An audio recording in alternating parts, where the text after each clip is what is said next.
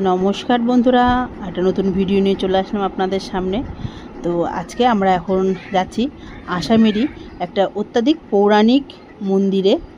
সেইখানে একটা বিশাল একটা ইতিহাস আছে এই মন্দিরে, আর মন্দিরটাও খুবই সুন্দর।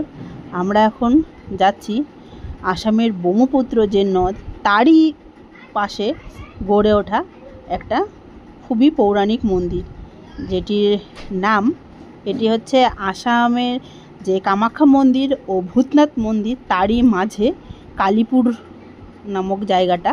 সেখান থেকে হাতের বাঁ দিকে এই বলতে পারেন 5 মিনিট, তাও না 5 মিনিটের মতন হাঁটলেই এই মন্দিরটাতে আমরা চলে আসতে পারবো।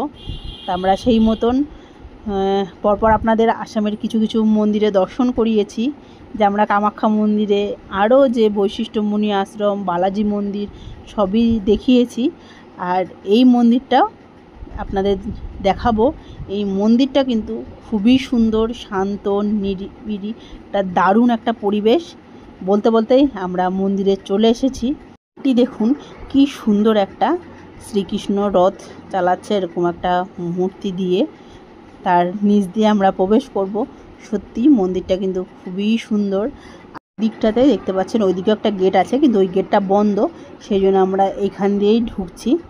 আর মন্দিরটা কিন্তু সত্যি বাইরে থেকে খুবই ভালো লাগলো দেখে। আর আমরা ধীরে ধীরে ভেতরে ঢুকছি।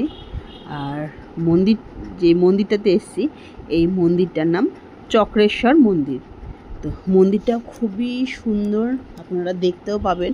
মন্দিরটা এত ভালো, যেখানে লেখাও আছে শ্রী শ্রী বিষ্ণু নম চক্রেশ্বর মন্দির। আর কালীপুর এলাকায় এটা অবস্থিত। আর এই যে দেখতে পাচ্ছেন এই সামনে থেকে, এবার আমরা যেহেতু অনেকটা ওপরে উঠে গেছি, ওই জন্য মূর্তিটা কিন্তু দারুণ দেখাচ্ছে। আর দেখুন মন্দিরটা কিন্তু খুব সুন্দর। মন্দিরের ভেতরে আমরা যাব, তার আগে একটু সাইডটা ঘুরে নিচ্ছি। আর এত বড় একটা মন্দির, কি সুন্দর পরিষ্কার পবিত্র সত্যি। আর দেখুন ভেতরে একটা বিশাল কিন্তু একটা পাথরের স্তূপ আছে। এবার আমরা বাইরে থেকে দেখলাম, আর সাইডে এই যে ব্রহ্মপুত্র নদ। আর এটা দেখার জন্য আমরা একটু এগিয়ে গেলাম, না আগে ওই দিকটা দেখে আসি, তারপরে মন্দিরের ভেতরে ঢুকবো। আরও কিছু দেখার আছে, আরও অনেক ছোট ছোট, এই মন্দিরের ভেতরেই কিন্তু আরও ছোট ছোট ছোট ছোট এরকম মন্দিরের মতন আছে। এখানে যে পাথরের মানে স্তূপ, তার মধ্যে উপরে কাপড় দিয়ে ঢাকা আছে। কিন্তু ব্রহ্মপুত্র নদের পাড়েই অবস্থিত বলতে পারেন। ব্রহ্মপুত্র জল এখানে এসে এই মন্দিরের গায়ে এসে কিন্তু ধাক্কা লেগে যাচ্ছে। আর এই যে একটু দূরে দেখতে পাচ্ছেন, জলের মাঝখানে একটা পিলার করে, তার মধ্যে ভগবান নারায়ণের যে মূর্তি সজ্জায় সেটা রাখা আছে। এটা কিন্তু এই মন্দিরেরই একটা অংশ, এটা জলের মাঝখানে করা হয়েছে। এখন একটুখানি জল কম আছে, জন্য একটুখানি মানে দেখা যাচ্ছে, পিলারটা দেখা যাচ্ছে। কিন্তু যখন বর্ষার সময় জলটা অনেকটাই বেড়ে যায়, তখন কিন্তু জলটা একদম কাছাকাছি চলে আসে, আর তখন দেখতেও আরও ভালো লাগে। আর ভালোই লাগছে।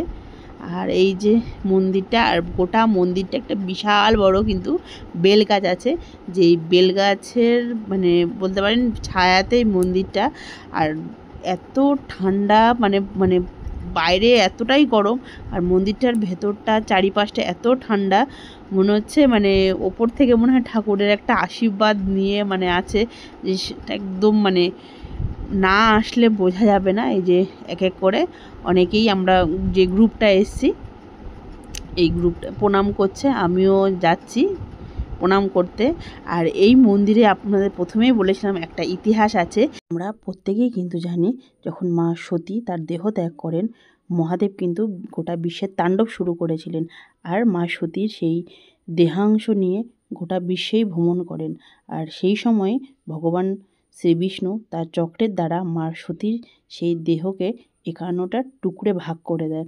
আর যেখানে যেখানে যেই টুকরো পড়েছেন, সেখানে একটা করে সতীপীঠ গড়ে উঠেছে। তো তারই একটা অংশ যেমন আসামে পড়েছে কামাখ্যায়, আর ভগবান বিষ্ণুরও সেই চক্রর কিছু অংশ এই পাথরের সাথে এসে নাকি ভূমিতে ধাক্কা খায়, যার ফলে এই চক্রের গায়ে একটা চক্রের একটা ছাপ পড়ে যায়, আর চক্রেরই কিছুটা অংশ নিচে রাখা আছে, যার ফলে এই মন্দিরের নাম চক্রেশ্বর মন্দির। আপনাদের আগেই বললাম এই মন্দিরে একটা পৌরাণিক ইতিহাস আছে। মন্দিরটা অনেক প্রাচীন, সেই রকম খুব একটা লোক এখানে আসে না, আর এখানেও পুরোহিত আছে, এখানে পুজো হয়। আমরা গল্পটাও ওখানে শুনলাম, আর মন্দিরটা চারিপাশে প্রদক্ষিণও করলাম এই চক্রটা চারিদিকে। আর শুধু এইখানেই এই চক্রটা না, আরও মন্দিরটা আরও আশেপাশে অনেক সুন্দর। আর এই সত্যি মানে আমাদের ভারতবর্ষে কোথায় যে কোন ইতিহাস লুকিয়েছে বলার বাইরে। আর এই মন্দিরের মধ্যে দেখুন কি অলৌকিক একটা গাছ, সুন্দর একটা বট গাছ, আর তার সাথে খেজুর গাছ জড়িয়ে আছে। আমরা সব জায়গায় কিন্তু দেখি বট গাছের সাথে পাকুড় গাছ জড়িয়ে থাকে, এখানেই কিন্তু একমাত্র দেখতে পেলাম বট গাছের সাথে খেজুর গাছ কি সুন্দর জড়িয়ে আছে।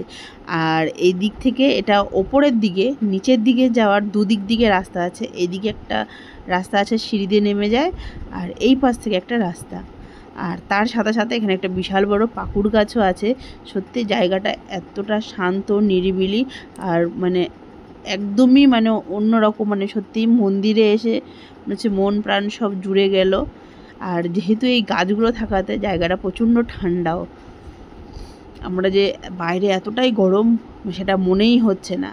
আর তার সাথে সাথে দেখুন এখানে একটা গণেশ ঠাকুরের কি সুন্দর একটা মূর্তি, আর বিশাল বড় একটা জায়গা জুড়ে এই কিন্তু মন্দিরটা। এই যে আমরা গণেশ ঠাকুরের একটা বিশাল মূর্তি দেখতে পাচ্ছি, মূর্তিগুলো কিন্তু খুব সুন্দর, আর জায়গাটাও কত বিশাল বড়, দেখুন কতটা এরিয়া জুড়ে। এটা কিন্তু দেখেও দারুণ লাগছে, আর এত সুন্দর পরিবেশ, এত বিশাল জায়গা, সত্যি খুব ভালো লাগছে। আর ব্রহ্মপুত্রর বলতে পারেন একদম সাইডে গা ঘেঁষানো লাগানো, পরিবেশটাও কিন্তু খুব ভালো, একটা এরকম পাশ দিয়ে বয়ে চলেছে ব্রহ্মপুত্র নদ। আর আর মূর্তিগুলো এখানে সবগুলোই এত সুন্দর। এই যে দেখুন একটা পাহাড়ের টিলা, এই পাহাড়গুলো কিন্তু এখানকার আগের থেকেই, সেই পরে এই মূর্তিগুলো বানানো হয়েছে। পাশেই আছে মহাদেব, আর তার সাথে নন্দী আর ভিরিঙ্গি, এদিকে হচ্ছে বজরংবলী।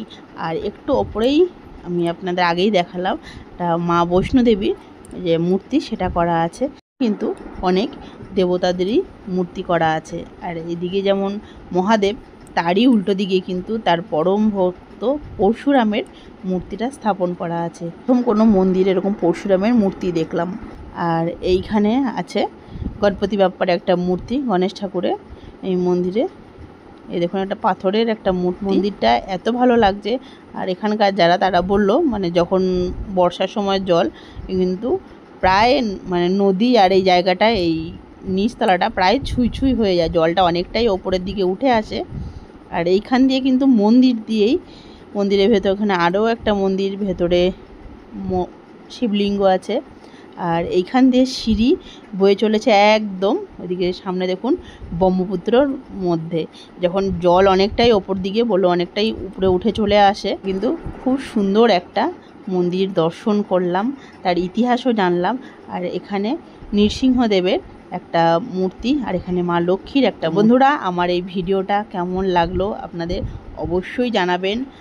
আর যারা আমার ফেসবুক থেকে দেখছেন তারা অবশ্যই আমার পেজটাকে ফলো করবেন, আর যারা ইউটিউব থেকে দেখছেন তারা অবশ্যই আমার কাছের বন্ধু ইউটিউব চ্যানেলটাকে সাবস্ক্রাইব করবেন। এর ভিডিওটা এখানেই শেষ করছি। টাটা বন্ধুরা, সবাই ভালো থাকবেন, সুস্থ থাকবেন। আবার নতুন একটা ভিডিওতে আপনাদের সাথে দেখা হবে। টাটা বন্ধুরা।